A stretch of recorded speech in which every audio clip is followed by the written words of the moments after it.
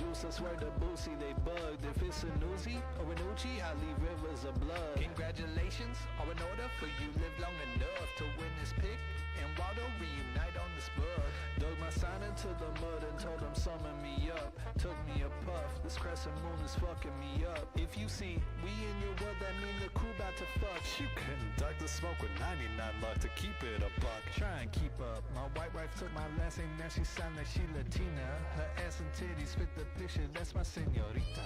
Hey yo, Sabrina Carpenter, you ever tried threesome? Check your DMs and get back to me with free days of listen. They were so... It's so rare to get a Seattle Mariners W these days that it literally crashed my entire PC. Crashed the whole PC because my PC itself did not know what to do with me saying breaking the Mariners win a baseball game. Had no idea what to do. Accent with the 37 months accent. My goodness. 37 months, just gulp. Listen, never a doubt, chat. Never a doubt. Just, I'm sure you guys never worried about it for a second. You broke it, forehead. I did, Andrew, with the 24 months. 2 years for Andrew. 2 years. Do we not suck now? That's correct. We don't suck anymore, chat. We are so back. Yesterday, it was so over. Today, we are so back. Look, I was at the game yesterday, and I was just not having any of it watching the Seattle Mariners. This game today was a fun one for the Mariners offense. Pitching staff danced around some tough innings, but they were able to get it done. The final lines for today's game, the Mariners with 7 runs on 11 hits, 0 errors. The Rangers, 3 runs, 11 hits, 2 errors in this one. Cadell with the 13. Cole Wilcox still sucks. That's not very nice to say, man. What the heck? That's not very nice. On the offensive side of the ball, J.P. Crawford was 2 for 5 with a couple of doubles in this game. You had Julio going 1 for 4 with an RBI. Josh Naylor had a base knock in this one. Randy went 1 for 4 with a run scored. Luke Raley 1 for 3 with 3 runs scored. That big home run that they said was only 381 feet, I don't believe it. But the big game today is from Dominic Canzone, a 3 for 4 performance with 2 RBI and 1 run scored. Cole Young went 2 for 3 with 2 RBI and a walk. And Leo Rivas had an RBI on a sac fly. Was it a sac fly? Yes, Leo Rivas had a sac fly. Overall, just a pretty solid outing from a Mariners offense. This is one of the very few games so far this season where I look at it and I say, yeah, the Mariners deserve to win this game. They deserved to win this game. They were the better team in this game. I don't know, like, the Mariners were the better team against the Astros only because the Astros were so bad, but the Mariners were not good. The Mariners were good in this one. George Kirby, 5 2/3. He gave up 7 hits, only 1 earned though. 2 walks, 5 strikeouts. Matt Brash came in and finished out that inning with a third of an inning. Gabe Spire pitched 2/3 of an inning with 2 walks. Gabe did walk a few, unfortunately. Edward Bizardo, an inning pitch with 2 walks. This was a very strange game for the Mariners because they walked 8. The Mariners walked 8 Rangers in this game. Very, very strange. Jose Ferrer came in, gave up a hit and a third of an inning. Cole Wilcox, 2/3 of an inning, 3 hits, 2 earned, 2 walks, and 1 strikeout. And then Andres Munoz, chat. Andres Munoz, listen, let's talk about the end of the game. Let's talk about the end of this game. I personally would have been okay if Dan had decided to go to Andres Munoz from the get-go. I would have been okay in the 9th, I mean. I would have been okay if they would have gone to Andres Munoz to start the 9th inning just to try to get his lick back a little bit, right? Just to, I guess, build some confidence in a low-stress inning like this technically should have been. I completely understand not going to Munoz in that situation. And honestly, I think Dan did a good job in this game overall, managing the bullpen. Going to Matt Brash in the 6th inning is something I don't know if I've ever seen Dan do before. Matt Brash only ended up getting 1 out, which actually surprised me. I thought he was going to come back out for the next inning, but nonetheless, he got 1 out, and that was it for the day. I liked the way that Dan deployed the bullpen today for the most part. Going to Ferrer versus the lefties, he's had a lot of bad luck, but he's having a rough. I'm sorry, Jimmo. What? You literally called out Dan for putting him in with a 4-run lead versus the Padres. I had no problem with them putting him in with a 4-run lead, and also after the last outing, I don't care what situation Munoz pitches in. I just wanted him to get back on the mound. That's all I cared about. It could have been 50-0. I don't care. Get him back on the mound. Give him an opportunity.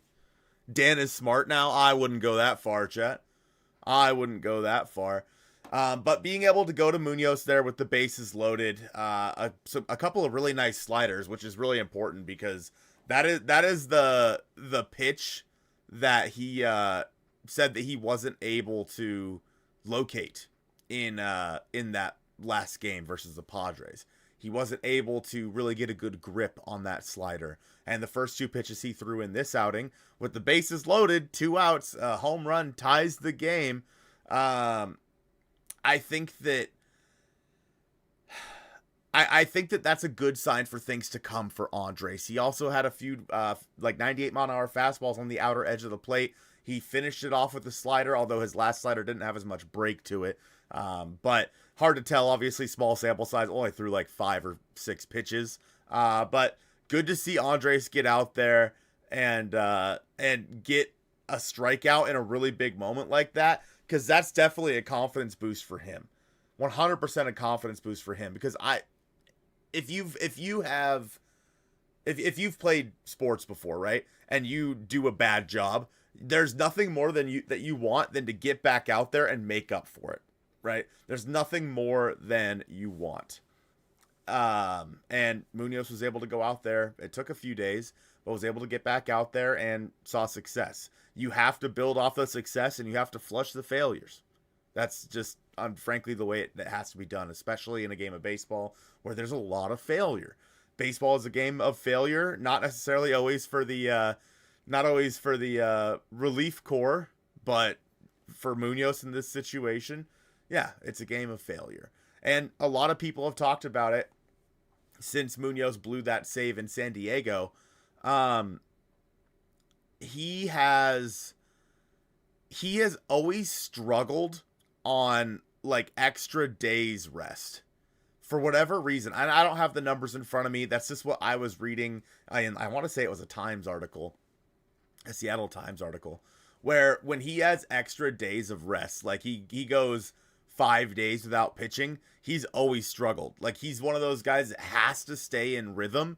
Otherwise, he's not going to be dialed in. And unfortunately for the Mariners, they've been buns lately. So there haven't been a whole lot of opportunities to use Andres Munoz. So when they needed him, he collapsed, which is just a bummer to see. Hopefully we don't see Andres Munoz go 5 or 6 days without pitching again this season. Hopefully the Mariners win enough games where, like, he's in there every 2 or 3 days. You know what I mean? That'd be the goal. I love Donovan, but we need a lineup shakeup. Yeah. I mean, Donovan, I'm fine if Donovan stays at the top. The problem is we need Donovan to be healthy. Like, listen, man. Brendan Donovan has missed a lot of games already this season. First it's, the hip. And then it's the, how he's got the flu. Like, listen, it might just be a bunch of bad, situations up front, but you gotta be in the lineup, man. Otherwise, what good are you to the team if you're not in the lineup? Like, Brendan Donovan, when he's at the plate, is one of the best contact hitters on the planet, but you gotta have him in the lineup, and you have Leo Rivas over there at third base, who did have a sacrifice fly today. But yeah, you need Donovan to get in there. Hopefully he can come back tomorrow. And if this is going to be a recurring theme where he is struggling with this hip or whatever's going on, I think that you probably just need to IL him. Which sucks because it's definitely something that he wants to play through. It doesn't need to be a long IL. it could be a 10-day injured list for Brendan Donovan, but you need him healthy the rest of the way. And if this is going to continue, like if this is something that he's not able to shake, then just put him on the IL, let him get fully healthy, and then have him come back. And in which case, then you call up Colt Emerson. But I don't know. I think it's just so much more important to have him in the lineup every single day in a month's time than it is to have him in the lineup at like so sporadically for the foreseeable future. But I don't know. That's just kind of the way that I look at it. But fingers crossed he can get back in there tomorrow and he's feeling good and this is no longer an issue and we don't have to talk about it anymore. But it is a bummer with how injured he has been. Not going to lie, Donovan has been a big disappointment so far. I wouldn't say that. I wouldn't say that Donovan's been a disappointment. I would just say it's been a bummer to not see him in the lineup. But, I mean, when he is playing, at least offensively, he has been good. Defensively, he leaves a little bit to be desired, of course. But offensively, he has been quite good and a good table setter for the Mariners so far. So, it's just a matter of getting him in the lineup. JP 1, Brendan Donovan 2, Julio 3, Cal 4, Josh Naylor 5, Randy 6, Rayleigh 7, 8 Dom, 9 Cole. This should be the everyday lineup. I would rather Randy and Rayleigh both be hitting higher in that lineup, to be honest with you. I would still rather switch Rayleigh and Josh there. And until Josh starts hitting, move Josh down in the lineup. This is a conversation that we were having with Mariner Muse on Twitter today, and I think that he misunderstood what I was saying. I wasn't saying like you switch Rayleigh and Naylor and then that's it. Like that's the way it's going to stay for the rest of the time they are employed by the Seattle Mariners. No, you switch them for now until Naylor gets his head on straight and then, or until Luke Rayleigh starts to struggle. And if both of them are going good at the same time, that's a good problem to have and you cross that bridge when you get there. But I do think that you should move Rayleigh up to 4 and Naylor down to 6 right now is something that I think would be a good change to this current lineup that Dan has been putting out every single day. Randy is someone who I think could hit a little bit higher as well. I wouldn't mind moving Cal to 5. I'd be okay with moving Cal to 5. So if you went, assuming Donovan's healthy, Donovan, Julio, maybe then Luke Rayleigh, then Randy Arozarena at 4 and Cal at 5. Like it's a shakeup, and then you have at 6 you have Josh Naylor. It's a shakeup, but it's not a crazy shakeup. You just have Luke Rayleigh hitting 2, Cal is hitting 5 or 4.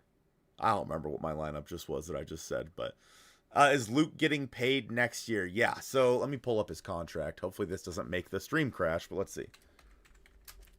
Luke Rayleigh contract. But he should still be in arbitration. Yeah, so this was the first year of arbitration for Luke Rayleigh. He'll be in ARB 2 next year and then ARB 3 in 2028. So the Mariners have him for 2 more years after this year. So, which is one of the big reasons why it was so cool when the Mariners acquired Luke Rayleigh. Because he was going to be around for quite some time. So I can't imagine old school Dan dropping Cal or Julio under 3 or 4, unfortunately. I'd love to see Donovan, Randy, Luke, Julio, Cal, Nails. Yeah, I mean, the definition of insanity, chat, is doing the same thing over and over again and expecting a different result. Now, the beauty of baseball is you're going to get a different result pretty much every single night. That's just the beauty of baseball. And guys have the opportunity to get hot. So there is, maybe some benefit to doing that. And again, if Cal gets hot, if Naylor gets hot, I am more than okay with them moving right back into the spots in the lineup that they are currently stationed. But until that happens, I don't think they should be getting more at-bats than Luke Rayleigh. And I think that is a pretty common sentiment by a lot of you guys, is Luke Rayleigh should be getting more at-bats than Josh Naylor right now. And if he's hitting higher in the lineup, that accomplishes that goal. It's not like a huge amount, like it's maybe an extra 3 at-bats a week that Luke is getting. But would I rather see Luke get an extra 3 at-bats right now, or Josh? I'd rather see Luke. And Josh is a professional. Josh Naylor understands what he needs to do to get himself out of this slump. Every single player in this lineup, chat, is going to go through a slump at some point this year. Unfortunately, just right now, you have some pretty important bats in your lineup going through it all at the same time. Cal Raleigh will be fine. Josh Naylor will be fine. But until they get to that point, move them down in the lineup. Donnie, Randy, Luke, and then who gives a poop after that? I'm okay with Julio staying in the top 4. Julio's been a lot better recently. In fact, let me see here. Julio Rodriguez. Let's see.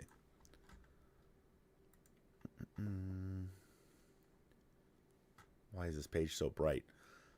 So Julio over his last 15 games is hitting 263, 354, 318. He's got 1 home run, of course. 15 strikeouts to 6 walks. So he's honestly, what you see there is relatively likely to be similar to what you see at the end of the year.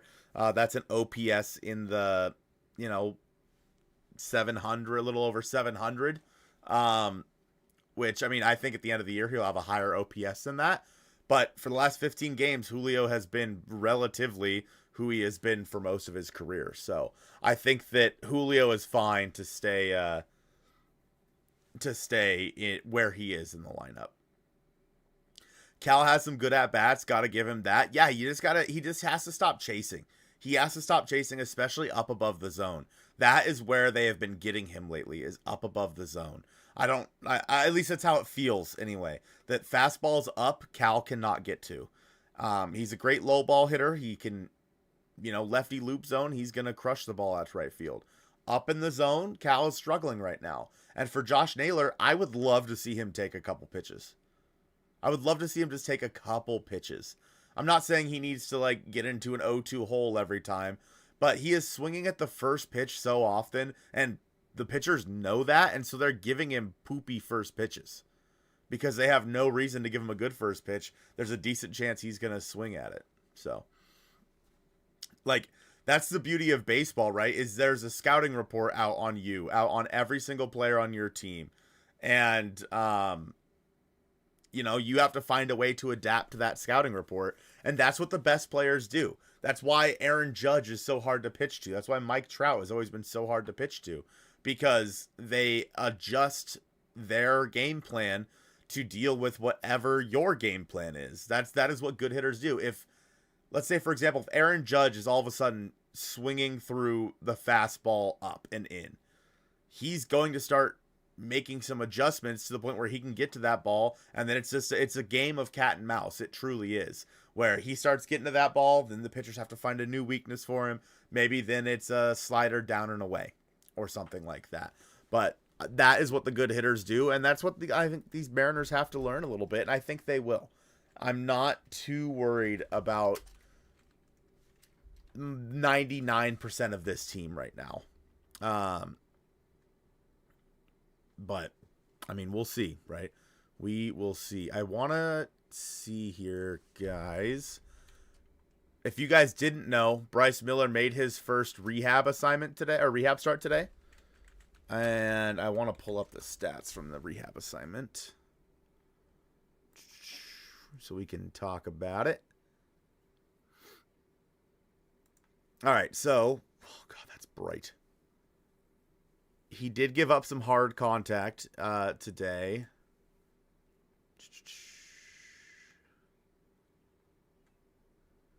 Where?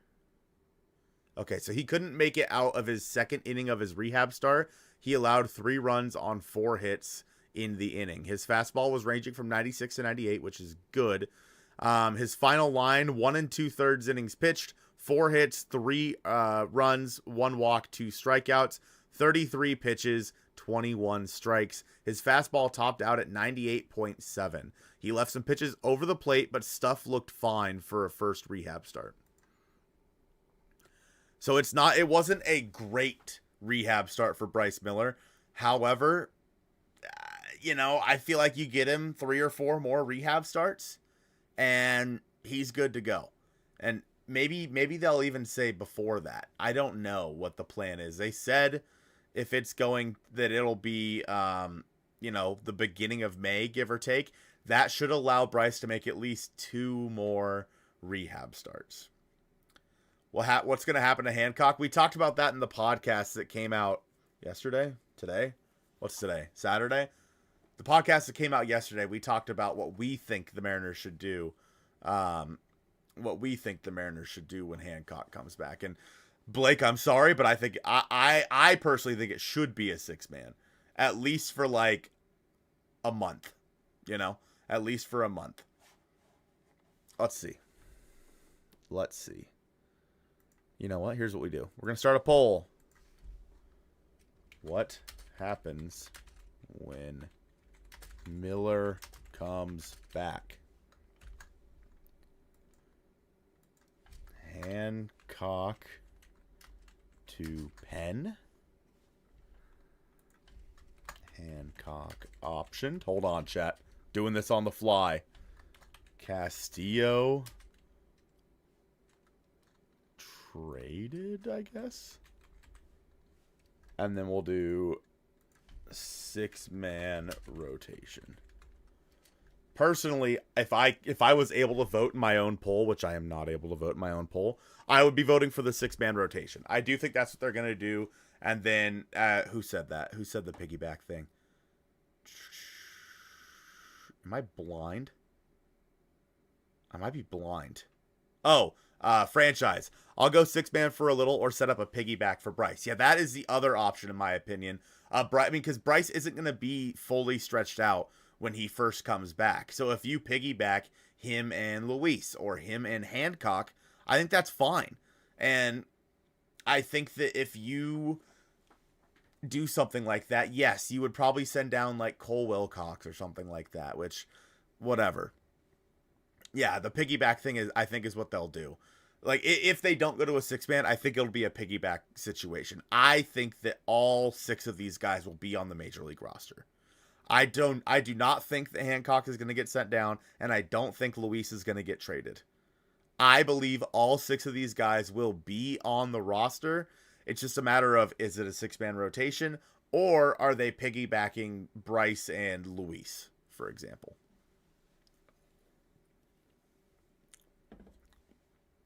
Wilcox sucks. The hard part with Cole Wilcox is he has such good stuff. He just unfortunately doesn't know where it's going. He doesn't know where it's going most of the time. He has such good stuff. It's just he's erratic. I do think that given a year, maybe a year and a half in the Mariners system, they could turn him into a leverage arm. I truly believe that. But I don't know if just because of the way the roster crunch is going to come down, assuming everyone stays healthy and whatnot, I don't know if they're going to have that chance.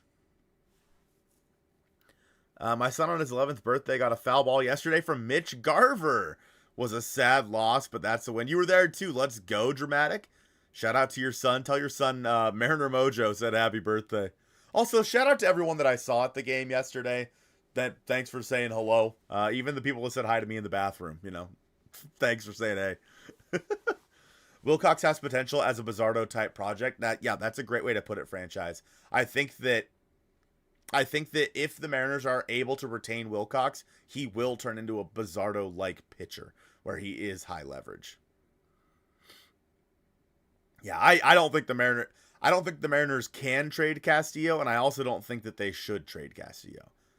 Look, one of the things this team lacks right now is starting pitcher depth. Yeah, you have Cade Anderson and Ryan Sloan coming. There were moments last year where George Kirby and Logan Gilbert were hurt. Remember, there were moments last year where we had another Luis Castillo pitching for the Mariners. There have been moments in the past where Jonathan Diaz has to come up and make a spot start. You need all the depth that you can get right now.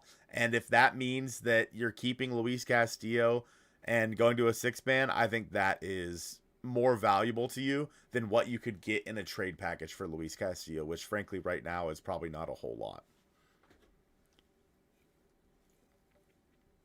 Bizardo took a little while to season himself. Dude, I will never forget.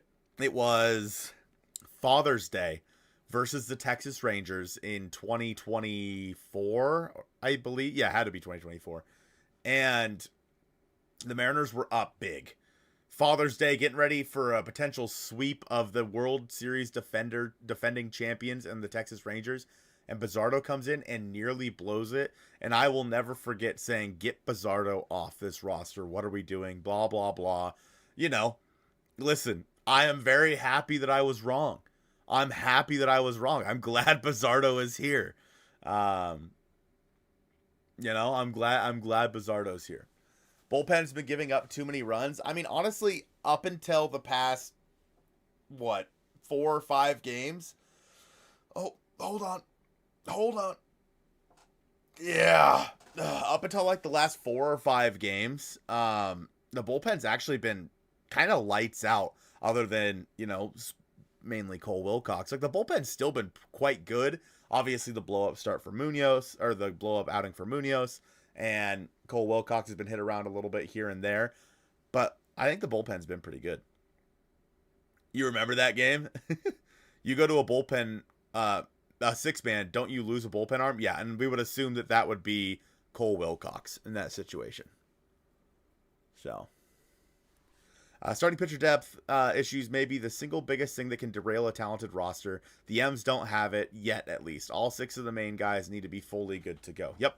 Otherwise, you're going to be seeing, again, Jonathan Diaz or Casey Lawrence starts for the Seattle Mariners. No, thank you. You got to have the starting pitcher depth. And look at where the Astros are at right now. They are floundering, looking for ways to upgrade to replace Hunter Brown and Christian Javier and Tatsuya Imai. They're floundering right now. I truly think that if the Mariners were in the same situation, they would be okay right now if that happened, simply because I think they have a little bit more depth on the starting pitching front than the Astros do. Now, for what it's worth, the Astros had crazy injury luck where 3 of their starters got hurt in 1 week, but yeah. Dan Wilson gave up the Springer home run. Yeah, he did. Yes, he did. It wasn't Bizzardo. Bizzardo was just doing his job. He was doing the job he was told to do. It should have been Andres Munoz in that spot. Everybody knows it. Everyone knows it. Should have been Andres Munoz. The Mariners need all the bullpen they can get. I mean, not when that bullpen arm is Cole Wilcox, Patrick. He hasn't been good. You don't need to have a mop-up guy that's there for when you're up big or down big. Yeah, it helps, but I would much rather have all 6 starters instead of having Cole Wilcox. Do I think that Spire is regressing?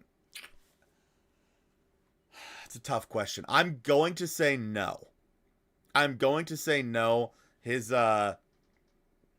His command has been a little erratic so far this season, but I don't think that Spire is regressing per se.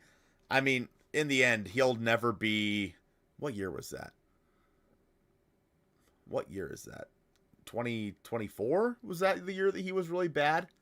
I think 2024 Gabe Spire was quite bad. Quite good. I don't know. He'll never be the guy that was leading the league in strikeout percentage again, I don't think. But I do think that there's a decent chance that he's not going to be as good as he was last year. And that's fine. He doesn't have to be. That's one of the reasons why the Mariners went out and got Jose Ferrer. I know. I'm right there with you guys. Hasn't worked out great so far. But that's one of the reasons why the Mariners went out and got Jose Ferrer, was you needed another lefty in that pen in case Gabe Spire goes down or begins to struggle. You need someone that you can turn to, and they thought Jose Ferrer was that. What do you think it would look like if you made Munoz a starter? LOL. I believe, Dramatic, that he was a starter before he had Tommy John with the Padres. I think he was a starter. So, what happens to Vargas when he comes back? Couple options. I mean, depending on what happens with the rotation, of course. But let's assume the Mariners are staying with 8 bullpen arms and Carlos Vargas comes back. You just get rid of Cole Wilcox and have Carlos Vargas in there. I do think that Vargas like has the potential to have a good year. We talked about it a lot, how he could be the he could be the 2026 version of Edward Bizardo, turning himself into like a leverage guy. But I think we'll trade for a high leverage lefty at the deadline, assuming we have a good record by then. Yeah, as of right now, Big Country, that might be a big if. But yeah, I mean, I will counter that point, and I will say that we won't trade for a high leverage lefty, but we will have one, and that will be Jose Ferrer.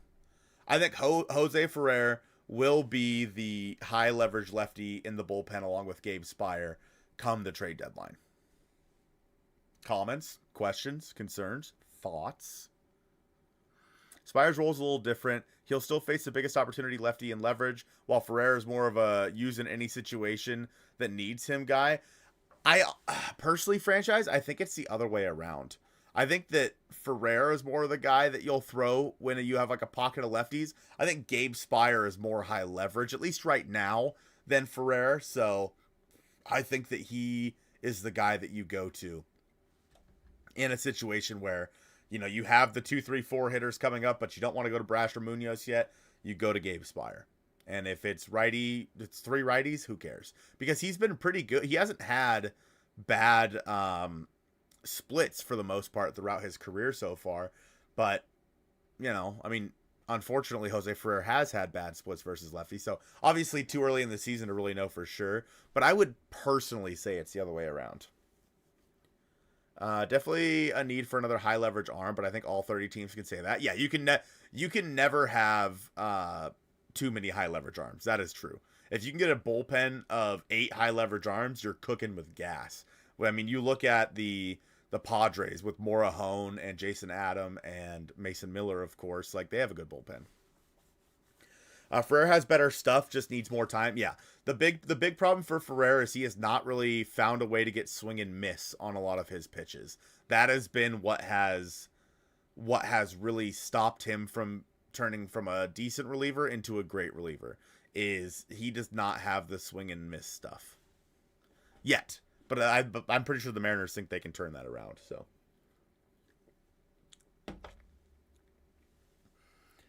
Seattle, Houston, Kansas City, Toronto, and Detroit combined road record 8-42. 8-42. Man, those are all teams that have a chance to be in the playoffs, man. 8-42. Sheesh. That is a stat. If the plan with Ferrer was to have him throw more sliders, why is he only throwing them at 19%?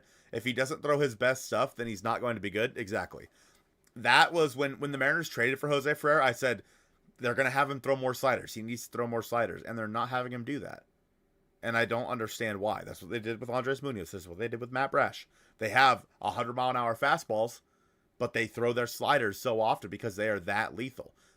You need to see more sliders out of Jose Ferrer. But with that being said, I think that he's missing the zone too much with that slider to make it worth throwing right now. And that could be the reason why he's not throwing it. They're calling other pitches because they need him. They just need him to hit the strike zone. Sometimes Cal does fall in love with the fastball. He does. It's true. But, all right, chat, we're going to end the poll here. The poll ends with, okay, so 6-man rotation at 54%, by the way. That's the number. Hancock to the pen at 26%.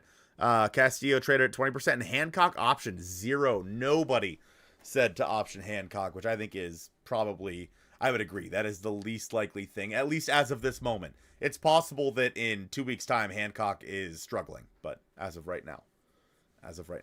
So, chat room, we are going to get out of here. Thank you guys so much for coming to a 35-ish minute stream after the Mariners won a baseball game against a team not named the Houston Astros. You said it couldn't be done. But it has been done. I appreciate all you guys for being here. We'll have another episode of the podcast out tomorrow. If you guys haven't already, since I'm here, if you guys haven't already checked out one of our latest episodes of the podcast where we actually talk about this Castillo and Hancock and whatever decision with Bryce Miller coming back. Here's the link for it. I'll post it a few times for you. But nonetheless, I appreciate you guys for being here for this one. Joe has you with the stream tomorrow unless I do it after while I'm at the game. So appreciate you guys, and I'll talk to you soon.